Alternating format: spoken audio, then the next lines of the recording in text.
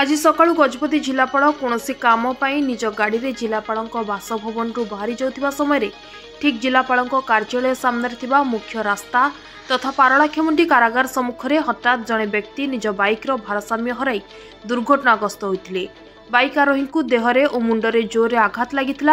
तुरंत से समय जिलापाल घटनास्थल में निज गाड़ी को अटकाई बाहरी आसते और दुर्घटनाग्रस्त बाइक आरोही को निज गाड़ी रे नहीं हॉस्पिटल रे पहुंची भर्ती करने सह चिकित्सा कराइथिले।